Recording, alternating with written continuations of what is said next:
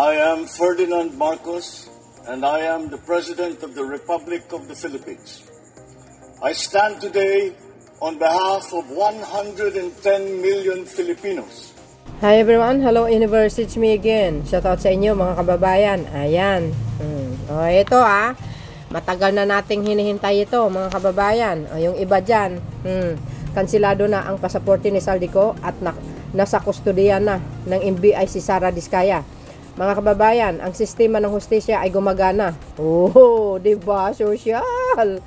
Walang pangalan, walang yaman, walang impluwensya ang makapipigil sa pag-abot ng hustisya. Naku, paktay kayo ngayon. So, ibig sabihin guys, walang sino mang sinasanto, kahit bilyonaryo, kahit sino ka, walang impluwensya. Diba? Tulad nung nangyari nung mga panahon ng mga ibang pass admin, pag sinabi mo itong taong yun ito, hindi basta-basta makulong kasi malapit sa Pangulo. No. Iba ngayon ang Marcos administration, wala nang pabor-pabor. Hindi tulad ni Digong. Sa panahon niya, hindi niya kayang ipakulong si Kibuloy kasi best friend pabor si PBBM, no. Kahit sino ka, magkasala ka, kulong ang abutin mo.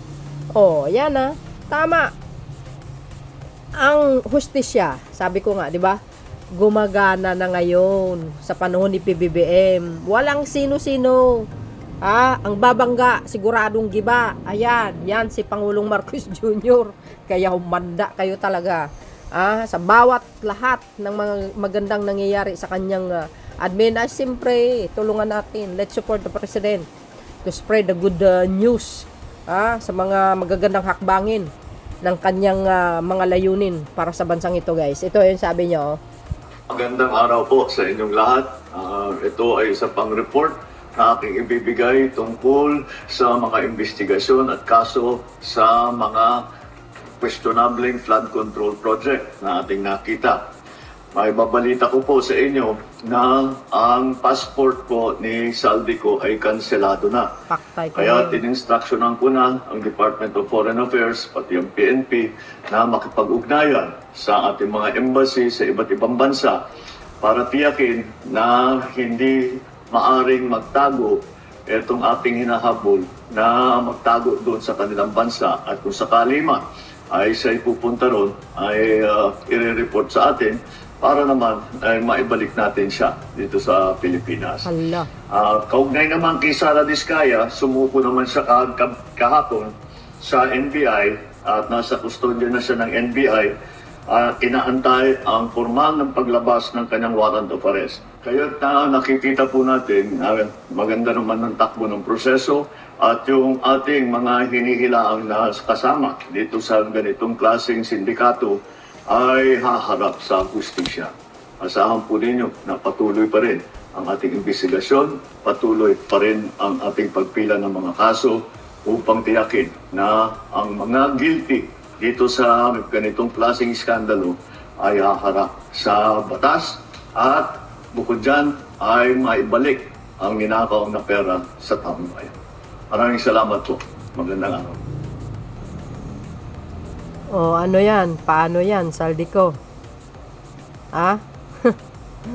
Paano yan? Ayan guys malinaw na malinaw. Kanselado na ang passport ni Saldico.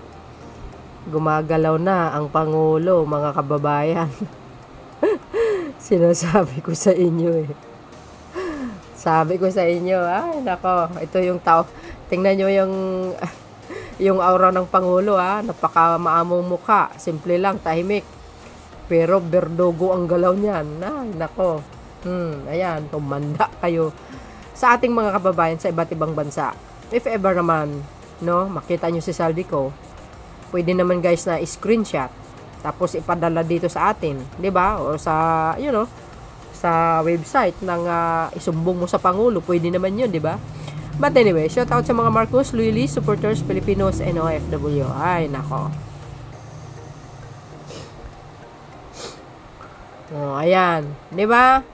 Siyempre, shout out sa ating mga kababayan, sa mga Marcos loyalists, supporters, Filipino, and OFW. Ayan, nakaabang tayo, nakaantabay mga kababayan, sa mga magagandang development dito sa mga investigasyon ng flood control, dito sa mga taong nasasangkot sa pagnanakaw sa kabanang bayan. Nako, ito na ang umpisa ng kalbaryo nyo talaga.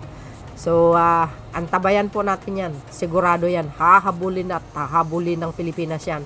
Ngayon, gumagalaw na po, mga kababayan, ang bawat ahinsya sa buong mundo. Pinagalaw na Pangulong Marcos Jr. Ayan na, kansilado na. So, yun guys. Abangan po natin ang mga susunod na mga kabanata. Thank you guys for watching. See you again on my next upload. Bye and baboos. God bless Philippines. There's more. PBBM lang ang sakalam.